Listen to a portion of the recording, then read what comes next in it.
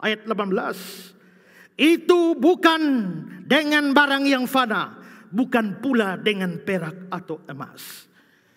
Mengapa Petrus kok bicara soal perak dan emas di sini? Kenapa dia tidak strict to the point? Kenapa dia harus menyatakan dalam bentuk negatif, kita ditebus dengan apa? Langsung, tapi tidak. Kita ditebus, tapi dia berikan bentuk negatifnya.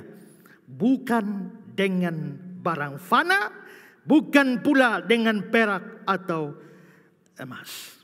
Mengapa harus disinggung perak atau emas? Karena begini, pada zaman dulu, sejak dari zaman perjanjian lama, kalau ada penebusan, tadi kan saya sudah bilang, menebus itu artinya membayar supaya dapat kembali tawanan. Atau ada budak, saya bayar supaya dapat budaknya. Maka tindakan membayar atau menebus itu biasa dilakukan pakai perak atau pakai emas. Itu tradisi pada waktu itu. Perhatikan bilangan 18-19. Mengenai uang tebusannya, dari sejak berumur 1 bulan haruslah kau tebus menurut nilainya, yakni 5 sikal perak. Tebusannya pakai perak. 1 Samuel 6 ayat 4. Sesudah itu bertanyalah mereka, apakah tebusan salah yang harus kami bayar kepadanya? Jawab mereka, menurut jumlah raja-raja kota orang Filistin, 5 borok emas dan 5 tikus emas. Apa itu borok emas, tikus emas? Abaikan borok dan tikusnya, perhatikan emasnya saja. Pokoknya tebusannya itu pakai emas. Jadi memang tradisi pada waktu itu, apabila terjadi sebuah proses penebusan, maka perak dan emas atau barang-barang berharga lainnya dipakai sebagai bayarannya. Karena itulah Petrus ingat akan proses itu. Dia mengatakan, kita ditebus tidak sama dengan orang menebus tawanan yang lain. Orang menebus orang budak yang lain yang pakai perak dan emas. Tidak, penebusan dari cara hidup yang sia-sia yang kamu warisi dari nenek moyang, itu tidak bisa pakai perak dan emas. Tapi ada hal lain yang membuat Petrus pakai sebutan perak emas. Orang Yahudi Kristen yang menerima surat Petrus ini rata-rata orang miskin. Karena mereka orang miskin, maka mereka sering membayangkan jadi orang kaya, lalu punya banyak barang seperti perak dan emas. Dan karena itu mereka berusaha mengejar segala macam kekayaan dari perak dan emas. Karena itulah dalam surat ini Petrus membuat suatu acuan yang merendahkan perak dan emas. Bahwa ternyata perak dan emas yang kamu bayangkan sebagai barang mewah itu, perak dan emas yang kamu kejar-kejar itu, ternyata tidak bisa dipakai untuk menebus kamu dari cara hidupmu yang sia-sia. Keselamatan di dalam Kristus, penebusan di dalam Kristus, nilainya jauh lebih tinggi dari perak dan emas. Karena itu sebelum ayat 18 ini, di ayat 7 Petrus sudah merendahkan perak dan emas, membandingkannya dengan keunggulan di dalam Kristus. Perhatikan ayat 7. Maksud semua ini ialah untuk membuktikan kemurnian imanmu yang jauh lebih tinggi daripada emas yang fana, yang diuji kemurnian dengan api, sehingga kamu memperoleh puji-pujian, kemuliaan, kehormatan pada hari Yesus Kristus menyatakannya. Jauh lebih tinggi nilainya dari emas yang fana. Petrus merendahkan emas dan meninggikan karya Kristus. Maka dia ulang kembali di ayat 18. Penebusan kamu telah ditebus, bukan dengan barang fana, bukan dengan perak atau emas. Memang omongan soal perak dan emas untuk membandingkan dengan karya Tuhan, itu kebiasaan Petrus. Kita ingat di kisah para rasul, ketika Petrus mau menyembuhkan orang lumpuh, dia berkata, kisah 3 ayat 6, emas dan perak tidak ada padaku, tapi yang kupunyai kuberikan padamu. Demi nama Yesus orang Nazaret, berjalanlah. Maka Petrus sekali lagi mengontraskan Kristus, karyanya, dengan perak atau emas. Karena itulah maka waktu membicarakan penebusan kita, dia menegaskan sekali lagi dengan acuan yang merendahkan perak atau emas, barang fana. Lalu apa arti semua ini? Ingat, perak, emas itu barang berharga. Dari dulu sampai sekarang tetap berharga, tetap mahal. Perak atau emas mahal.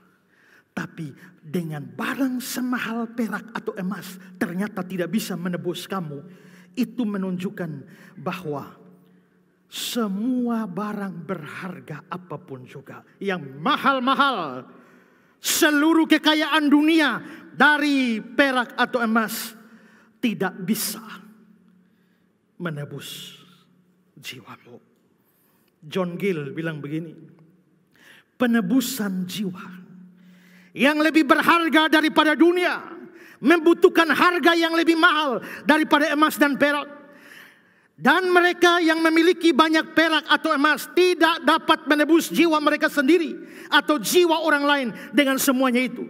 Jiwa itu kekal dan tidak fana. Tapi perak dan emas adalah hal-hal yang fana, yang bisa rusak atau hilang dan musnah karena pemakaian. Dan oleh karena itu menunjukkan bahwa penebusan tidak diperoleh dengan sesuatu yang dapat rusak. Penebusan nilainya begitu mahal, terlalu mahal, sampai perak dan emas tidak memadai untuk sebuah penebusan. Di dalam Mazmur 49 ayat 6 dan 7, saya mengutip dalam versi NIV yang terjemahannya lebih tepat dari terjemahan Indonesia. No man can redeem the life of another. Tidak ada orang yang dapat menebus hidup orang lain, or give to God a ransom for him, atau memberikan kepada Allah bayaran untuk dia. The ransom for a life is costly. Penebusan hidup itu terlalu mahal. No payment is ever enough. Tidak ada pembayaran yang bisa mencukupi. Penebusan itu terlalu mahal. Bahkan pakai nyawa pun tidak bisa. Karena kalau seandainya bisa, paling-paling nyawa saya hanya menebus satu di antara saudara. Kalau saya berikan nyawa saya untuk menebus orang lain, saya hanya bisa menebus satu orang. Karena satu nyawa bayar satu nyawa. Ada dua orang di situ, saya tidak bisa tebus dua-dua pakai nyawa saya. Itu seandainya bisa. Tapi ayat ini berkata, no man can redeem the life of another. Tidak ada orang bisa berikan tebusan bagi orang lain. Tidak. Bagi dirinya tidak bisa. Bagi orang lain tidak bisa. Nilai penebusan tidak ada harga di dunia ini yang bisa memadai. Seperti kata James Kaufman, tidak ada nilai atau jasa duniawi yang menggantikan harga penebusan orang Kristen. Penebusan mahal sekali. Tapi karena penebusan kita sangat mahal harganya, maka setiap orang yang sudah ditebus harus benar-benar menghargai tebusan itu. Karena kita tidak ditebus dari perak dan emas, harga penebusan kita lebih tinggi nilainya dari perak dan emas. Maka kamu harus menghargai penebusan lebih tinggi dari kamu menghargai perak atau emas. Ada banyak orang Kristen yang sudah ditebus, tapi dia menghargai perak lebih tinggi dari penebusan. Dia menghargai emas lebih tinggi dari penebusan. Demi perak atau emas, dia bisa meninggalkan sang penebus. Demi perak atau emas, dia murtad. Demi perak atau emas, dia bisa tinggalkan gereja. Demi perak atau emas, dia jadi mualaf. Kalau kita sadar harga nilai penebusan lebih tinggi, orang tidak akan menghargai. Bahkan dia bisa melihat perak dan emas seperti sampah dibandingkan dengan penebusan. Banyak orang di dunia ini hidupnya hanya kejar emas dan perak, tapi tidak mendapatkan penebusan. Apa artinya seorang punya isi dunia tapi kehilangan nyawa?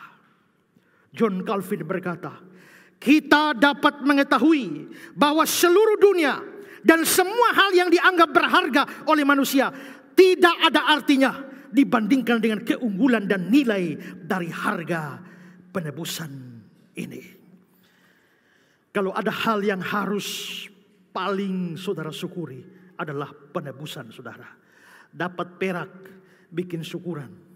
Dapat emas, bikin syukuran.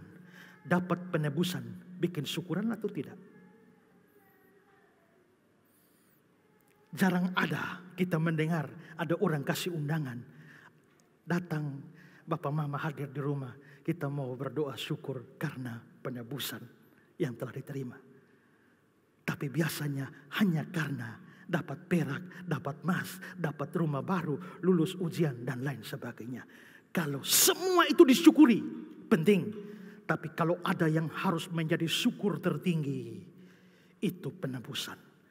Karena emas dan perak tidak bisa dipakai.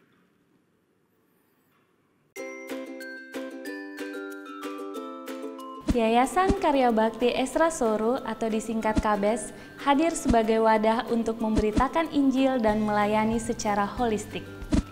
Yayasan ini didirikan oleh Pendeta Esra Alfred Soru di Kota Kupang, Nusa Tenggara Timur dan bergerak di bidang sosial dan keagamaan. Yayasan ini memiliki visi menjadi lembaga yang mempunyai andil dalam membentuk kekristenan yang gigih dalam memberitakan Injil serta setia kepada ajaran yang alkitabiah dan melayani secara holistik. Dan misi dari yayasan ini yaitu melakukan pemberitaan Injil dan penyebaran ajaran yang alkitabiah secara langsung maupun melalui berbagai media, juga mempersiapkan dan mengutus misionaris-misionaris lokal ke berbagai wilayah, terutama ke pelosok-pelosok, serta mengadakan seminar-seminar atau pelatihan-pelatihan doktrinal, dan melakukan aksi-aksi sosial yang mengarah kepada pelayanan Kristiani yang bersifat holistik. Berikut serangkaian kegiatan yang telah dilaksanakan oleh Yayasan Karya Bakti Esra Soru. Bagi saudara dimanapun berada yang rindu untuk mendukung pelayanan kami, khususnya melalui dukungan dana, maka saudara dapat menyalurkannya ke nomor rekening yang tersedia. Untuk informasi selengkapnya dapat menghubungi Sekretariat Yayasan Karya Bakti Esra Soru melalui nomor berikut ini. Mari beritakan Injil dan melayani sesama dengan kasih bersama Yayasan Karya Bakti Esra Soru. Tuhan Yesus memberkati.